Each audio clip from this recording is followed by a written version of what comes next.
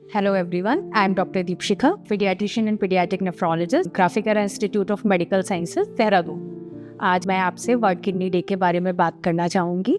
हम लोग 13 मार्च को वर्ल्ड किडनी डे सेलिब्रेट कर रहे हैं और इस दिन को सेलिब्रेट करने का हमारा उद्देश्य है समाज में किडनी से रिलेटेड समस्याओं और उनके समाधान के बारे में बात करना और जागरूकता फैलाना।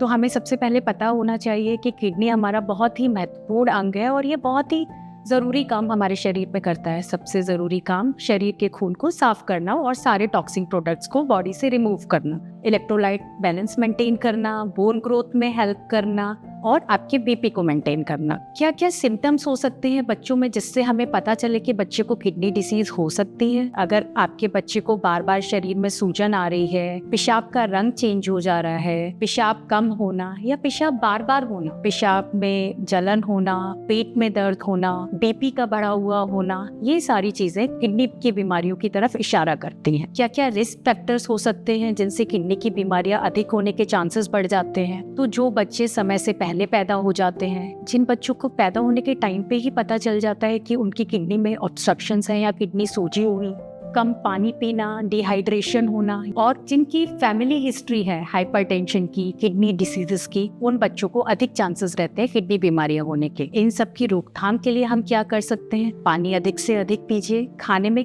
कम नमक का उपयोग कीजिए, बच्चों का स्क्रीन टाइम कम करके फिजिकल एक्टिविटी को बढ़ाइए। 2 बातें और बहुत महत्वपूर्ण है जिन्हें हम हमेशा अवॉइड करते हैं। Please don't take over the counter drugs. Over the counter drugs का मतलब होता है कि बुखार आया या कहीं दर्द हुआ, हम लोग चाहते हैं बिना डॉक्टर को दिखाए दवाइयाँ ले लेते हैं। ये सारी चीजें किडनी हेल्थ पे बहुत असर करती हैं। और दूसरी चीज है बच्चों में कॉन्स्टिपेशन। हमें अगर किसी भी बच्चे को कॉन्स्टिपेशन की बीमारी है उसको इग्नोर नहीं करना है, क्योंकि कॉन्स्टिपेशन लॉन्ग टर्म में किडनी हेल्थ पे अफेक्ट कर सकता है।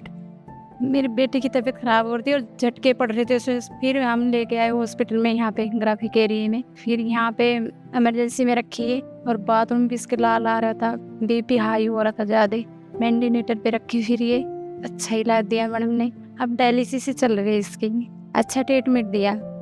स्टार्टिंग में इनको सिम्टम आया कि इनके बॉडी में स्वेलिंग आ गई थी, सूजन आ गया था। सूजन आते आते हम इधर उधर थोड़ा इलाज करवाया और उसमें कुछ नहीं हुआ। तो हमें बाद में पता लगा कि इनको किडनी में इन्फेक्शन हो गया है। उस बीमारी का नाम था नेफ्रोटिक सिंड्रोम। तो हमें पहले तो इस चीज़ का पता नहीं था। हम यहाँ पर आए तो यार मैम से मिले तो मैम ने फिर बताया कि इनको ये बीमारी हो गई है।